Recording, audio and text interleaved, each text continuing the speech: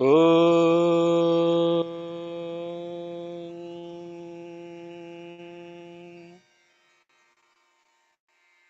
Ganana Ganapati Gummabahe Kavindinamupamashravastamam Jyeshtarajam Brahmanam Brahmanaspata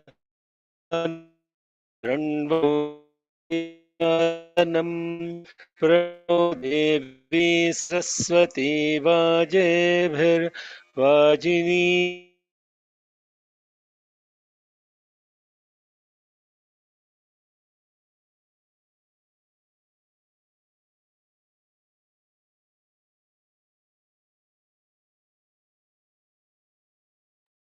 You're frozen, Anna.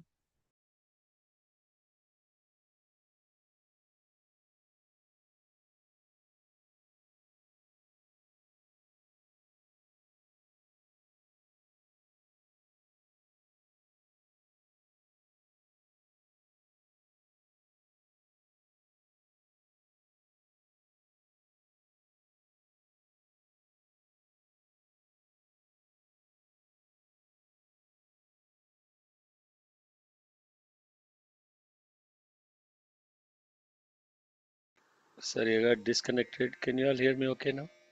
Yes. Okay. Om Nama Irinyaya Irinyaya cha prapathyaya prapathyaya cha prapathyayeti prapathyayeti prapathyaya cha namaha namah Kigum Shelaya cha Kshayanaya cha Namah Kapardine Kapardine cha Pulastaye cha Namah Namo Goshthyaya Goshthyayeti Goshthyaya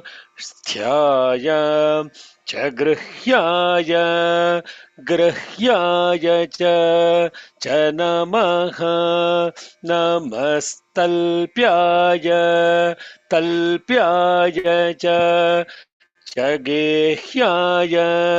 Gehyaya cha Namah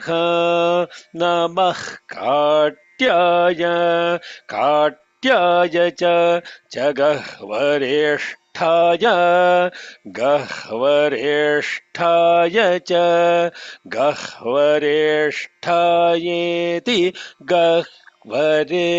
Gahvareshtayeti Gahvare Sthaya cha Namaha Namo Haradayaya cha Niveshpyaya cha Niveshpyayeti Niveshpyaya cha Namaham Om Shanti Shanti Shanti.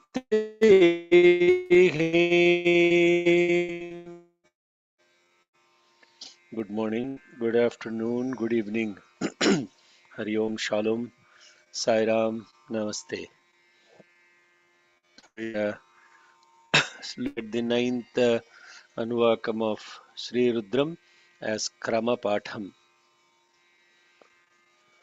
Did we stop at Gahvareshtaya, Satish? Huh? We didn't do Namo Haradayaya, did we? No, we didn't. Huh? No, we didn't. We ended with Okay, Gahvareshta. okay. As somebody said Hridayagam, so Devanagam, Hridayabhya. No, it's a Haradayaya. So last week we discussed about this most commonly made mistake in chanting the Rudram. Many people chant Namo Hrudayaya cha Niveshpyaya cha. It is not a Hrudaya. It is not a Hrudaya. Many people just chant that incorrectly because they think it is Hridaya. Hridaya being the heart. See, this is the most important thing in life. You see things as the mind tells you in its own awareness. You never look at things as they are. So, because you know the word Hridaya, you chant to Hridaya as a Haradaya as a Hridaya because your mind knows Hridaya, even though it is written there as a Haradaya, you chant it as Hridaya. In life also, we look at things as our mind tells us how to look at them, not as what they are. You understand this point, you got the essence of the whole spirituality business. You understand that aspect? Murthy, are you turned in, tuned in? Murthy, are you all able to hear me? I don't know if my internet is It's stable. Can you hear breaking me? Yes, we can hear you. sometimes. Yeah. I'm very much Sometimes. tuned in. Okay, tuned in. So you understood what I said, sir? You see things as how the mind tells you, but not what they really are. Yes, indeed. Okay, I don't know if, yes. Am I breaking again? Yeah, you are breaking up. What's the problem with it?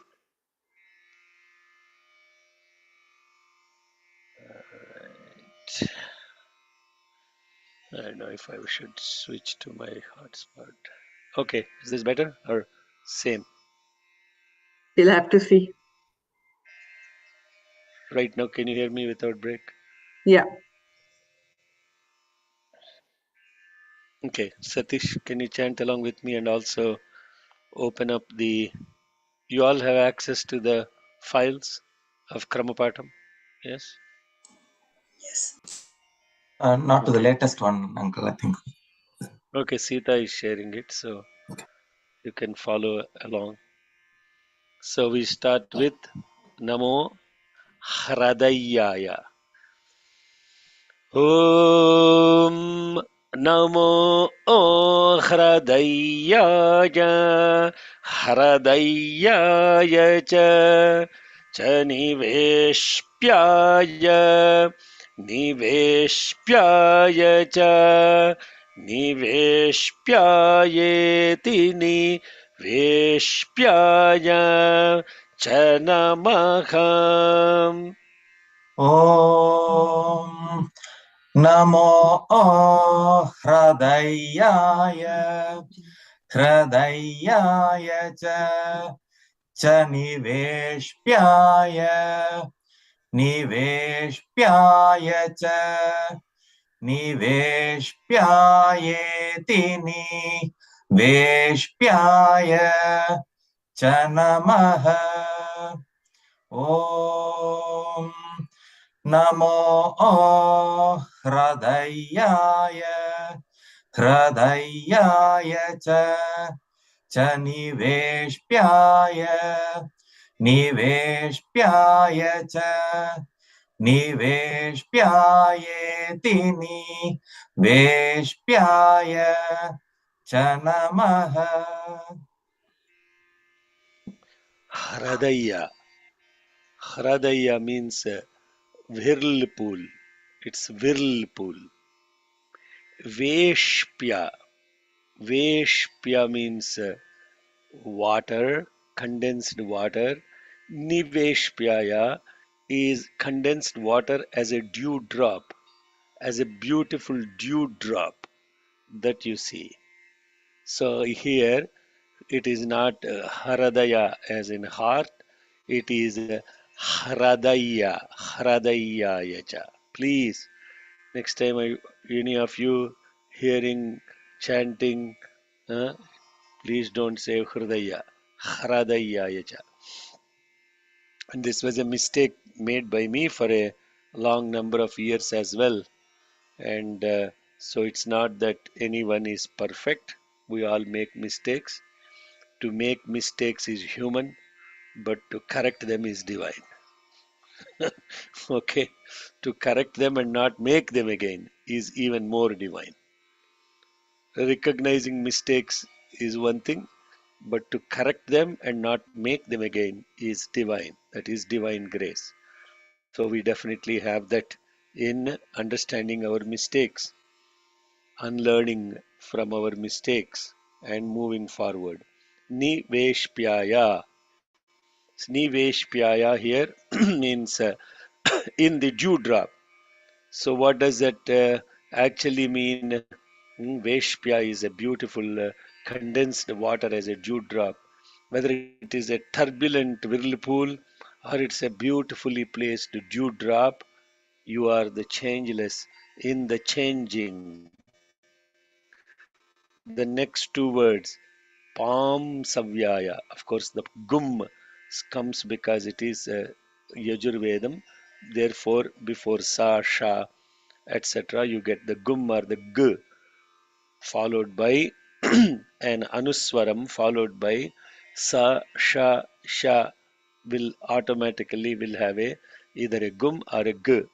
Pam Savyaya, Rajasyaya. Palm savya means a sand grain or an atom. Pagum savyaya, palm savyaya. Rajasyaya means also in the dust, in an a sand grain or in an atom, all the way to the dust that is created.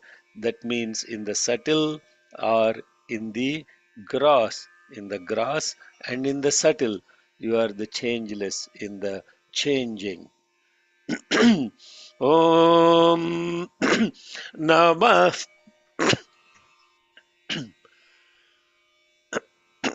ॐ नमः पागुं सव्याय पागुं सव्याय च रजस्याय रजस्याय च नमः. ॐ नमः पागुं सव्याय पागुं सव्याय च रजस्याय रजस्याय च नमः. ॐ नमः पागुं सव्याय पागुं सव्याय च रजस्याय रजस्याय च नमः. नमः शुष्क्याय हरित्याय च. Shushka means that which is shushka, means that which is dried up. Haritya, that which is green. How beautiful. Did you see the contrast of, or the context of, from the subtle to the gross, to the individual to the collective, from what is dry to what is green, means what is lively and what is retired, not retired, probably don't take that word seriously. What is lively and what seems to have retired, means given up everything. Shushkya, Shushkya, Haritya, that which is Shushka, means the decaying body is Shushka. Shushkyayacha, Harityayacha, the evergreen and the lively to the one that is dry and almost deadly, almost dead.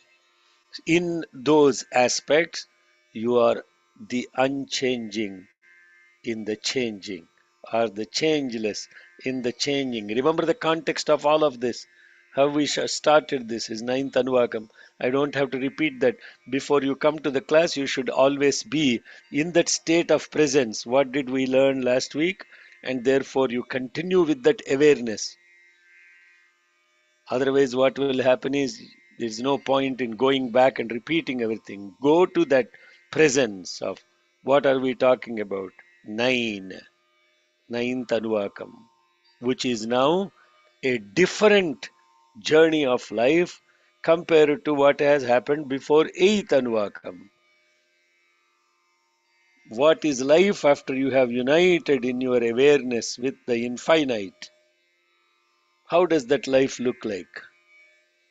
How does that presence and awareness look like? That is what this Anuvakam is we are studying is about. Sushkyaya Harityaya.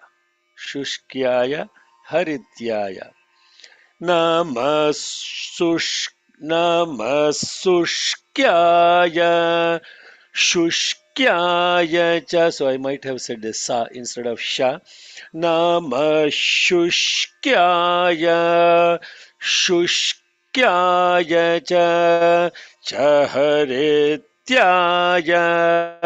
Harityaya cha namaha. So you're shifting from sha to sha.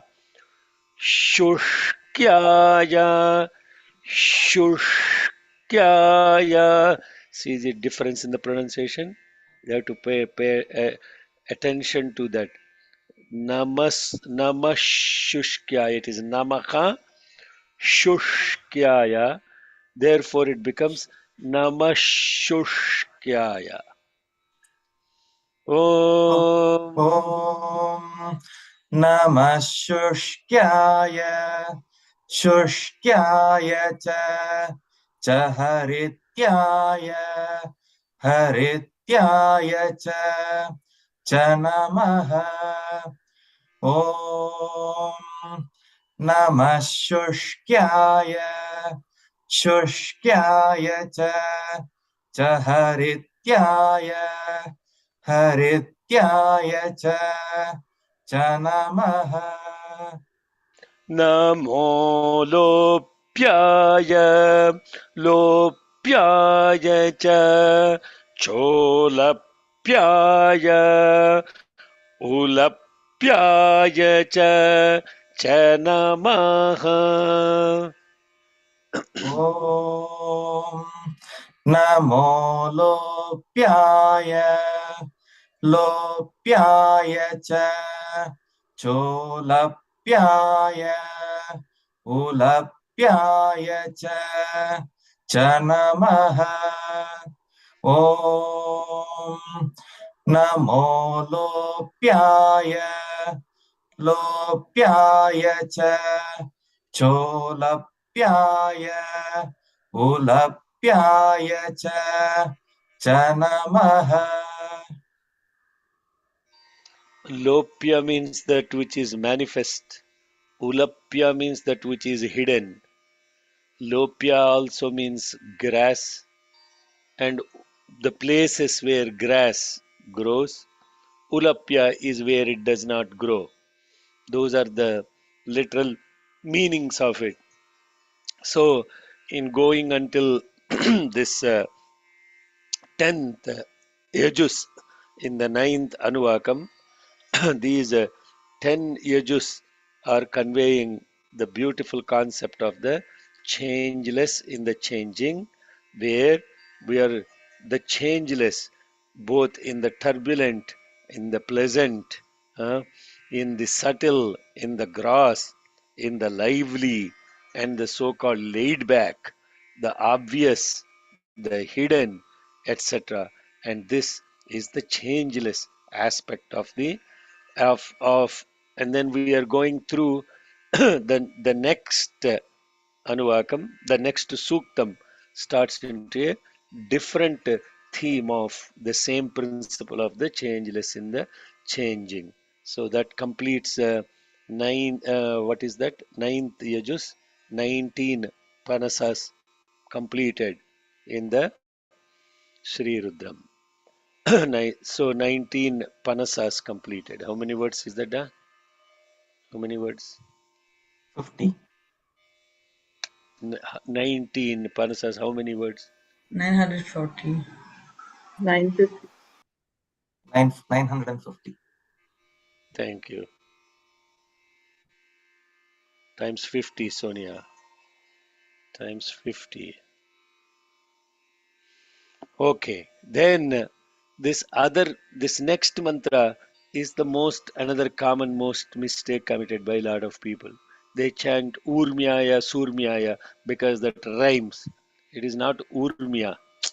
Urmya comes in a different place. Which Anuvakam Nama Urmyaya comes? Huh? Fifth. Fifth Fifth. Anuvakam. Yes. That is Urmya. What is Urmi? Pavani, what is Urmi?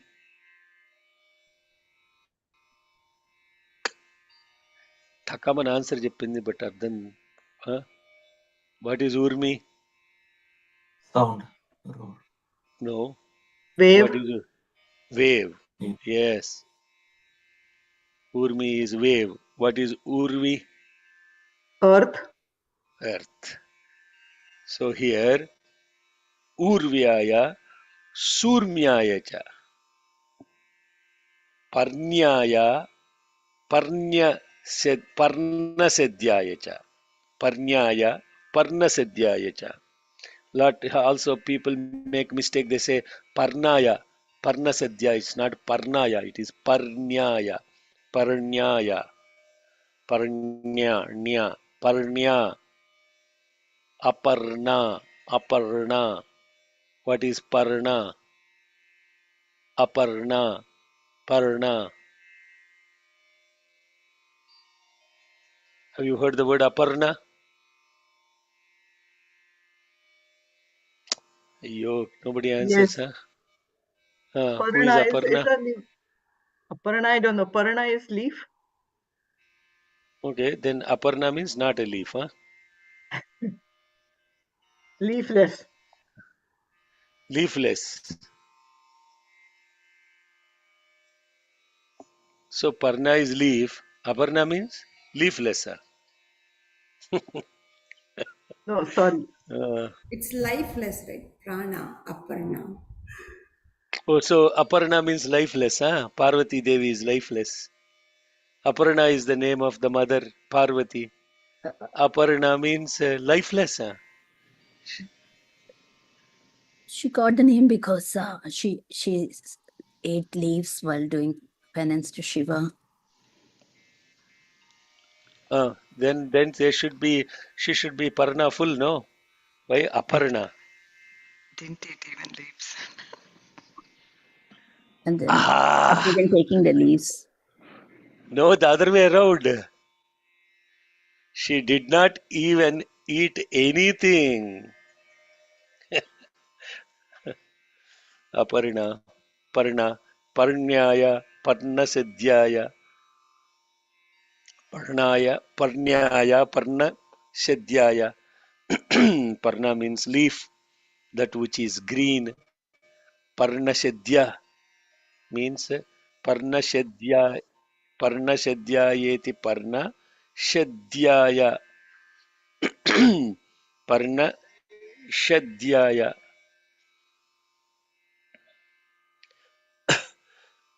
So what we are looking at is Parna, Parna Shadya. Shadya means that which is devoid of it. Parna Shadya means heaps of dry leaves. Parna Shadya, that which is fallen, dried, heaps of dried leaves. Parna Shadya. Fresh leaves. Parna, Parnya, Parnya, Parna Shadya. Apaguramānāya abhighnate cha. Apaguramānāya, apaguramānāya, that which has lifted weapons. Abhighnate, strikes in defense. Akhidate, that which surrenders, afflicts enemies. Akhidate, hidden way or mildly. Prakhidate, that which attacks the enemies severely. So Urvyaya, earth, Surmyaya, waves of water, Parnyaya, fresh leaves, Parnashadhyaya, heaps of dry leaves, Apaguramanaya, lifted weapons, abhighnate, to strike in defense, akhidate, prakhidate. So what this is implying is the changeless in the changing is not that which is inert. What we are thinking is most of the people think that spiritual people are inert people. They are useless people. They don't fight. That they don't have the tendency to stand up. As Bob Marley says, get up, stand up, get up, stand up. No spiritual person is an inert person. That adharma is happening, that they sit back, relax, and not do anything about it. In fact, they're the most non spiritual people that are laid back, inert, and watch all the adharma happening around them. They are the most unspiritual people. Spirituality is not uselessness. You take any spiritual person, you take any spiritual person, they are never inert, they are extremely active. They are really waves of energy that drowns you in this positivity. Go read one book of Swami Vivekananda and tell me if your energies are not uplifted because of this incredible, super active Maha Swami, Maha Guru who has fought for Sanatana Dharma relentlessly. Two individuals in the history of Sanatana Dharma. One is Adi Shankaracharya, second is Swami Vivekananda. Adi Shankaracharya, being an Advaitin, did not say all is Brahman, Sarvam Kalvidam Brahmaham Brahmasmi, let me go sit somewhere and meditate and be done with it. He did not do that. Post realization and post enlightenment, they took upon themselves to stand for Sanatana Dharma, to propagate Sanatana Dharma, to destroy the adharma that was trying to influence and avert Sanatana Dharma. Akhidate cha prakhidate cha apaguramanaya akhidate cha prakhidate cha. All these words imply that even though you are the changeless in the changing, you don't just sit back, relax, and tolerate adharma. And when you do so, you can be a great Mahatma like a Bhishma. You will have to suffer on the bed of arrows for one incident in his life where he tolerated adharma. He had to face that, whereas the one who fought for dharma got the grace of the Lord in the last, and including last riots, which did not even his father deserve from him. I hope you are connecting to what I am talking. Ah, if you connected to that, who is the latter?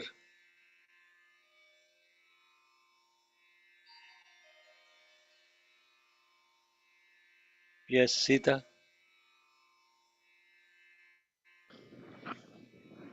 I'm stopped. I'm thinking. Abba, Baba. First So one. that is why, I'm. that is first one you already got. Bhishma I already told. Who is the second one I talked about? Who fought against adharma and was graced with the last breath in the lap of Sri Rama, which even his father did not get. Are Miranta, you are all now. Jatayu. Garuda, Garuda. Jatayu. Garuda. What was somebody saying? Garuda. Jatayu. Jatayu is the correct answer. So pay attention. Then you will understand what the grace of the Lord is. One thing that Jatayu did is to fight with Ravana to stop the adharma he was doing. And that bird was graced with having last breath in the lap of Sri Rama, and he also conducted his final rituals for Jatayu, which even his father cried dying for him. Jatayu breathed his last in his lap. He did not even do last rites for his father, but he did that for Jatayu.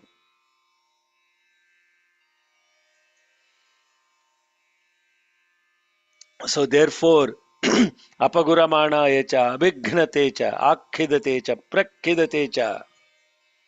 You don't sit back, relax when adharma is happening, even though you are an enlightened person.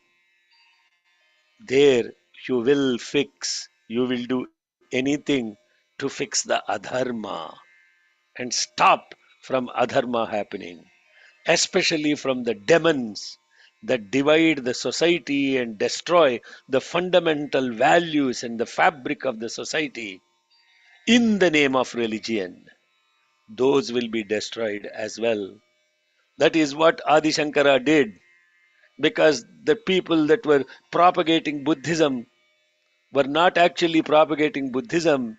They were turning against Hindu Dharma as completely ritualistic and down, and it is an atrocious religion, etc. And it was true at that point of time, historically, that people were only doing rituals. They did not have any understanding of what they were doing, like it is the case even today.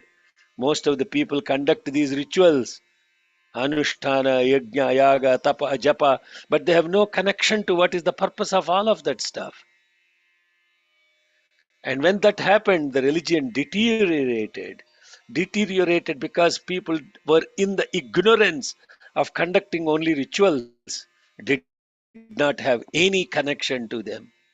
And therefore, Buddhism was taking over, and Buddhism was spreading like crazy, converting Hindus into Buddhism. There came this incredible avatar of Bhagavan Shankara himself that restored the Sanatana Dharma. And in the point of doing so, he has arisen and awakened these people in slumber and fought against that which was spreading the dharma wrongly. This is the essence of what we are talking as akhidatecha, prakhidatecha, apaguramanaya. And in doing so, the great ones adapt all kinds of methods. Samadana bheda danda. Samadana bheda danda, logic, strategy, conflict resolution, and if required, punishment.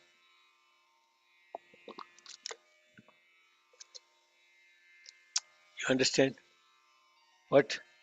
Suddenly realized souls sitting back, relaxing, because this leads to misplaced spirituality, leads to complacence.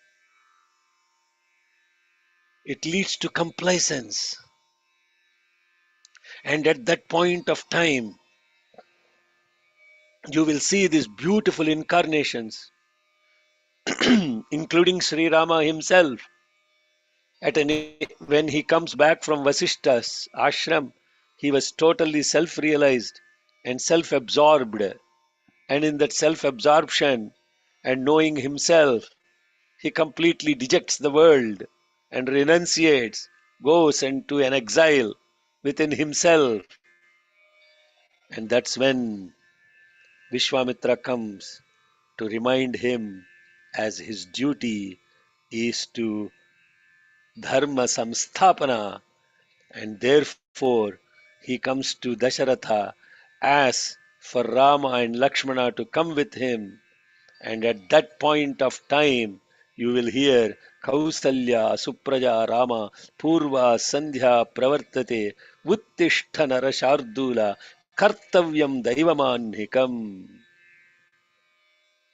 Are you all connecting to this? Huh? Am I talking to myself some stories? Huh? You all hear the stories, but we never connect to the principle of what happened at that time. Who is, what is it? Kartavyam Daivamannhikam. Your duty is Yajna Samrakshana, Makha Samrakshaka. You are here to uplift these sadhus and to protect the yajnas. If you go into exile, the purpose of your avatar is that you can't go into exile. Come on, come out of your self realization business. By that time, Rama is now you are talking about. This is beautiful. The spirit of harmony is what he realized from Vasishta, and the spirit of conquest is what he got from Vishwamitra. And those who have the spirit of harmony will have the spirit of conquest. And therefore, we need to stand by that which seeks for the spirit of harmony and support that spirit of conquest, not that which divides and rules and destroys the moral fabric of our societies.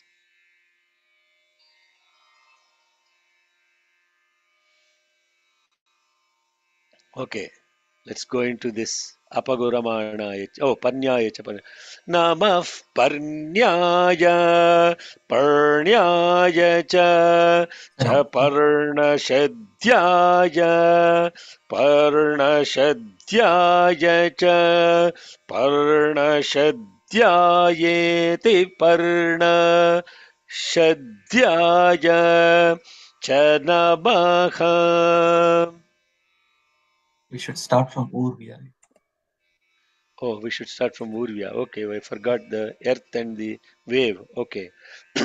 Nama Urvyaya Urvyaya cha cha Surmyaya Surmyaya cha cha Namaha.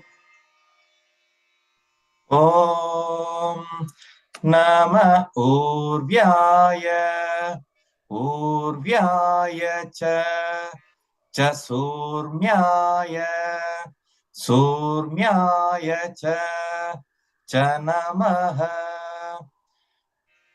Om Nama Urvyaya Urvyaya cha Surmyaya Surmyaya cha Namaha.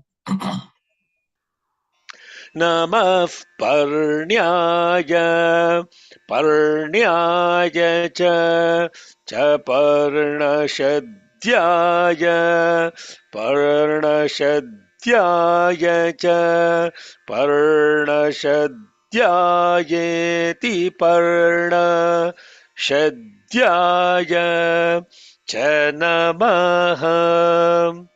Om Namah Parnyaya Parnyaya cha Parnashadhyaya Parnashadhyaya cha Parnashadhyayeti Parna Shadhyaya cha Namaha.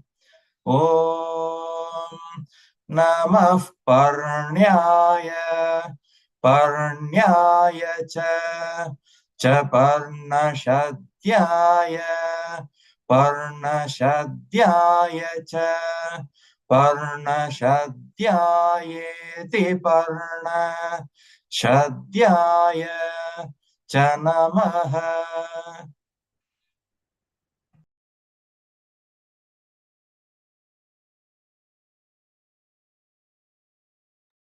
Uncle, you are on mute. Yeah, your scale is come down from F to close to E. So stay on the scale. Om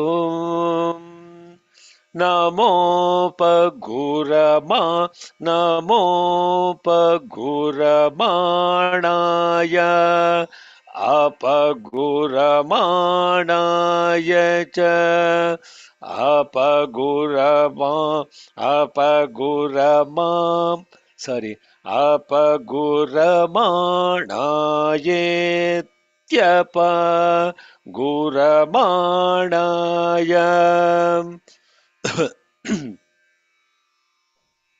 Om नमोपगुरमाणाय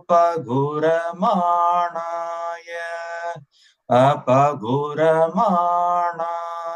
च अपगुरमाणायेत्यप गुरमाणाय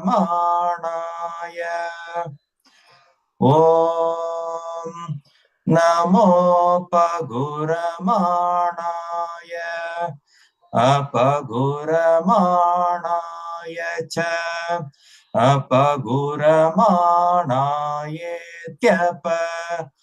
गुरमाणाय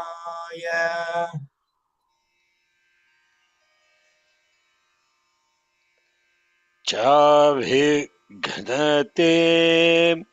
अभिघ्नते च अभिघ्नत इत्यभिघ्नते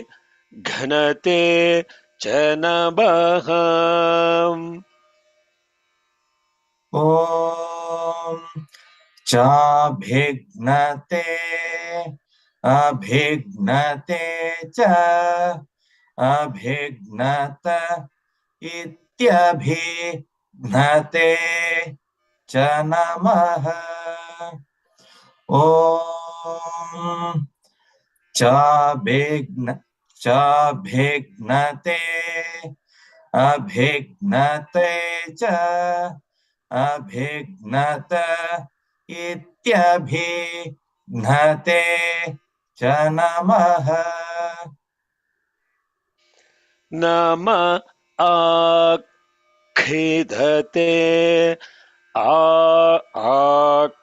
आखिदते 1 minute आखिदते च okay नम आखिदते आखिदते च आखिदत इत्या आखिदते ॐ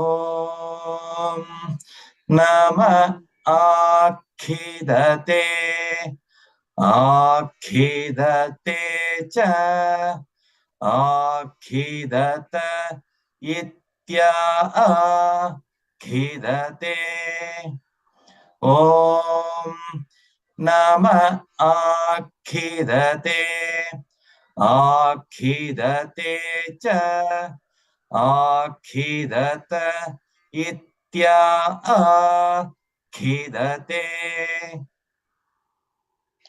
च प्रखिदते प्रखिदते च प्रखिदत इति प्रखिदते च नमः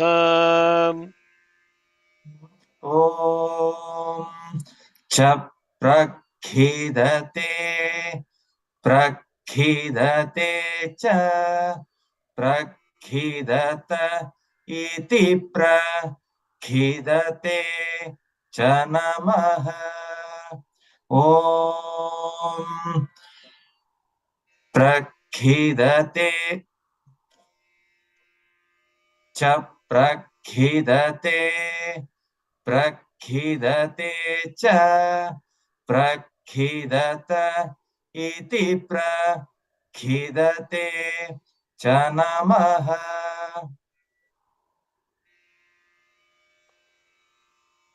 So we covered the meaning up to that yajus, and from this next yajus is the second suktam of the ninth anuvakam. And this second suktam is where you have the refrain of the devanam hridayebhyaha, devanam hridayebhyaha,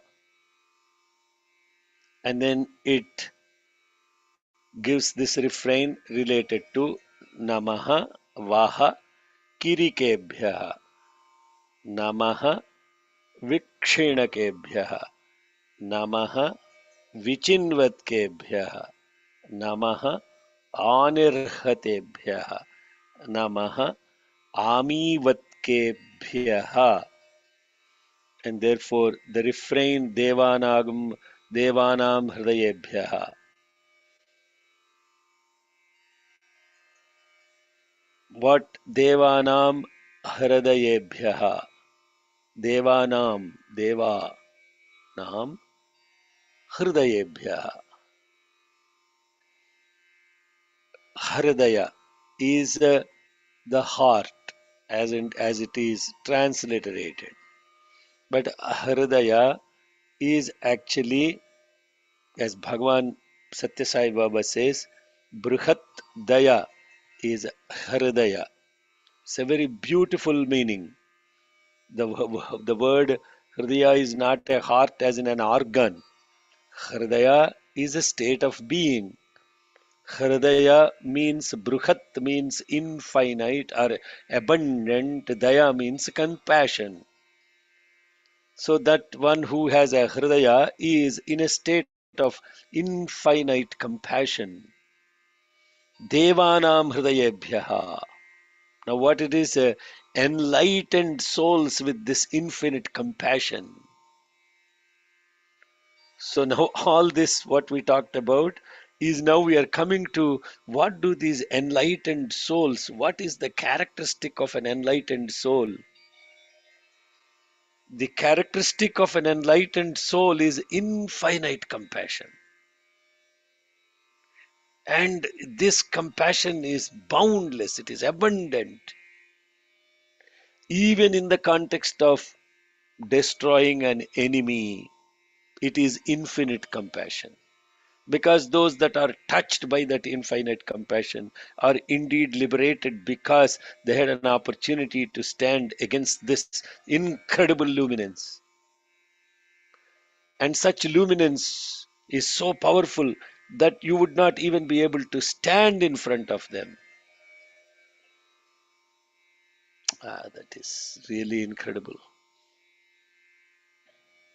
And that's what the Devas say to the mother.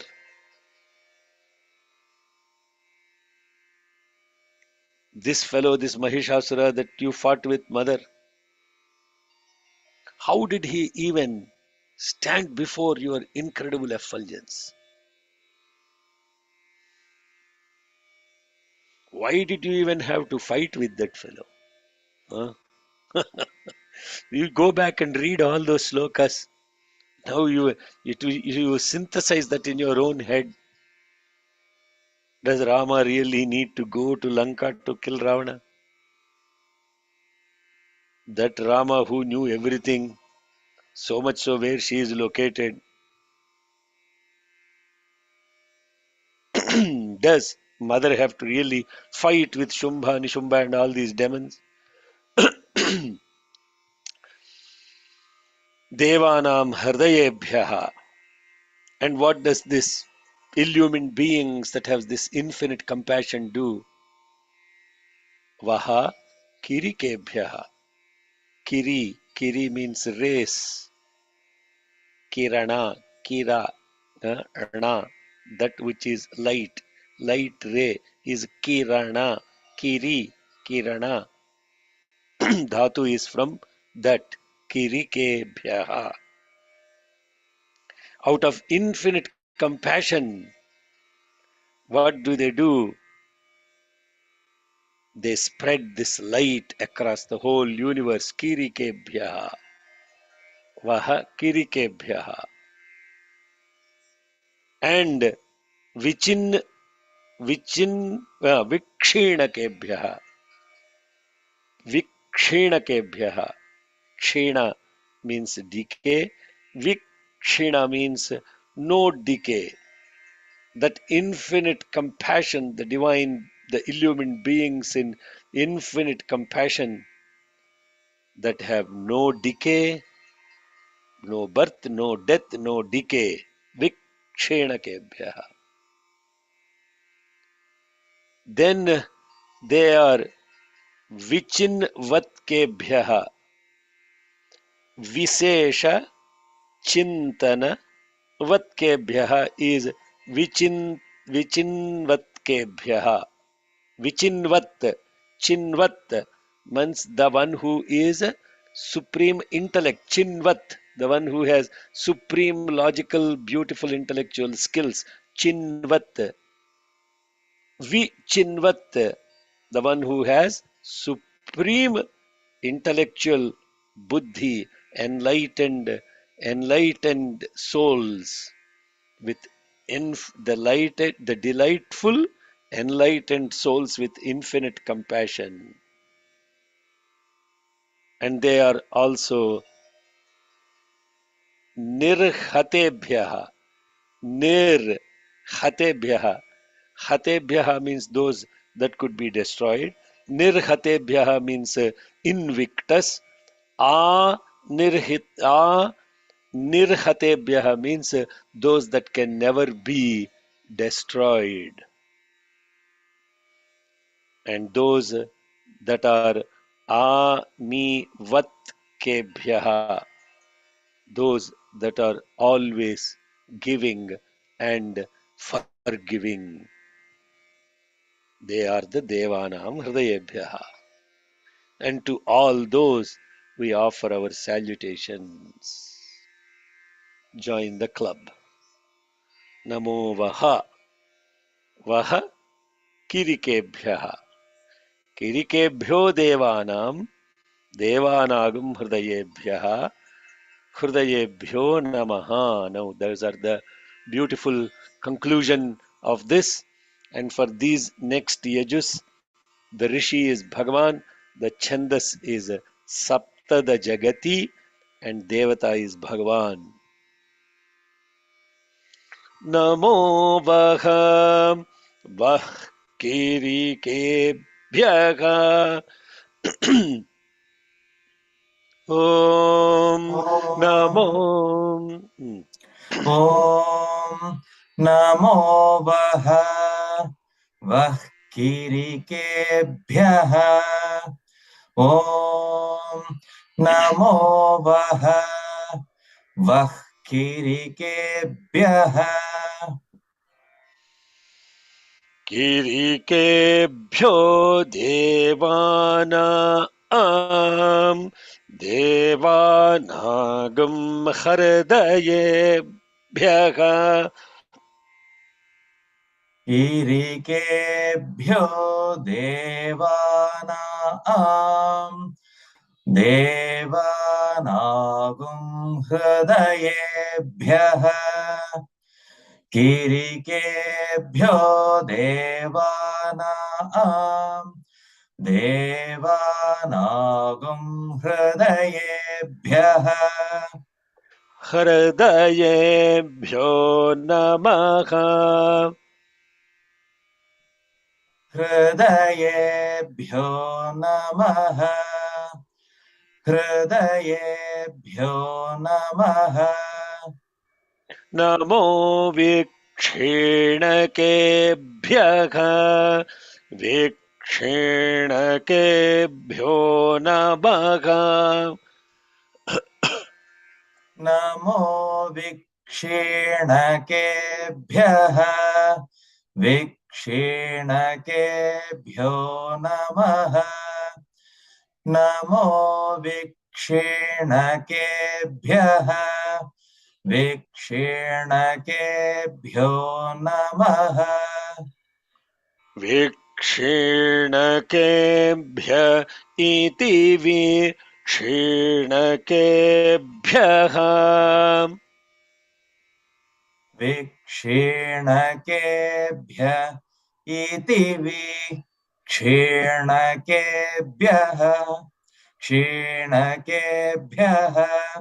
Thank you. Vikshинакebhya iti vikshинакebhyaha. Namo vichinvatkebhyah. Vichinvatkebhyo namaha. Vichinvatkebhya iti vichinvatkebhyah. Om Namo Vichinvatkebhyaha. Vichinvatkebhyo Namaha. Vichinvatkebhya iti vichinvatkebhyaha. Om नमो विचिन्वत्केभ्यः विचिन्वत्केभ्यो नमः विचिन्वत्केभ्य इति विचिन्वत्केभ्यः. Sometimes bhya Yeah. is becoming bhya. Yeah. नम आनिर्हतेभ्यः आनिर्हतेभ्यो नमः आनिर्हतेभ्य इत्यनिः हतेभ्यः. There, Come on. ityanihi or ityanihi. Come on. Ityanihi. 1 second. Yeah, you are correct. Sorry, I made a mistake. नम आनिर्हतेभ्यः आनिर्हतेभ्यो नमः आनिर्हतेभ्य इत्यानिः हतेभ्यः. Om Nama Anirhatebhyah Anirhatebhyo Namaha Anirhatebhyah Ityanihi Hatebhyah Hatebhyah. Om Nama Anirhatebhyah Anirhatebhyo Namaha Anirhatebhyah Ityanihi Hatebhyah. नम आमीवत्केभ्यः आमीवत्केभ्य इत्या आमीवत्केभ्यः. Om Nama Amivatkebhyah Amivatkebhyah Itya Amivatkebhyah. Om Nama Amivatkebhyah Amivatkebhyah Itya Amivatkebhyah.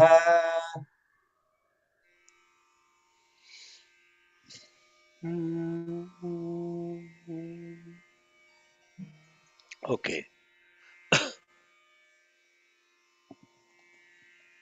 आमीवत्केभ्यः आमीवत्केभ्य इति आमीवत्केभ्यः. There the word meevat means that which, those which move fast. आमीवत्केभ्यः निर्हतेभ्यः निहतेभ्यः निर्हतेभ्यः. So that concludes the beautiful ninth Anuvakam, which is now connecting to this heart, that heart which is infinite compassion, that heart which is enlightened, that heart that spreads the light around are those hearts that spread the light around, those hearts that are invictus and never decaying, those that are never decaying, those that could never be, those that are fully illumined and totally integrated. We chinvat kebhyaha. Chinvat is the ability is to think, and vichinvat visesha chintana vat kebhyaha. Chinvat kebhyaha. And those that are the Buddhas, the enlightened ones, and not simply the enlightened intellects. Enlightened intellect is buddhi, enlightened intellect for all purpose, all around is Buddha. Buddhi, Buddha. Difference is I and A. And that infinite compassion that is indestructible, and that infinite compassion that always grows and moves and never stagnant, and all of this is in the context of the changeless in the changing. With that, we complete the ninth Anuvakam, and tomorrow we'll start the 10th Anuvakam, Yadaksharapada Brashtam. ॐ यदक्षरपदभ्रष्टं मात्राहीनं तु यद्भवेत् तत्सर्वं क्षम्यतां देवनारायण नमोऽस्तु ते विसर्गबिन्दुमात्राणि पदपादाक्षराणि च न्यूनानि चातिरिक्तानि क्षमस्व सायेश्वर अपराधसहस्राणि क्रियन्ते हर्निशं मया दासोऽयमिति मां मत्वा क्षमस्व सायेश्वर अन्यथा शरणं नास्ति त्वमेव शरणं मम तस्मात् कारुण्यभावेन रक्ष रक्ष सायेश्वर हरिः ॐ तत्सत् श्री सायेश्वरार्पणमस्तु स्वस्तिः प्रजाभ्यः परिपालयन्ताम् न्यायेन मार्गेण महीं महिषाः गोब्राह्मणेभ्यः शुभमस्तु नित्यम् समस्तलोकाः सुखिनो भवन्तु समस्तलोकाः सुखिनो भवन्तु समस्तलोकाः सुखिनो भवन्तु ॐ शान्ति शान्ति शान्तिः जय बोलो भगवान श्री सत्य साई बाबा जी की Okay, Sairam, are there any burning questions? We have the Ekadash Rudrabhishekam today at in another 15-20 minutes it starts. There are no more questions. Are there any questions, burning questions? Excellent. Very good. Jai Sai Ram.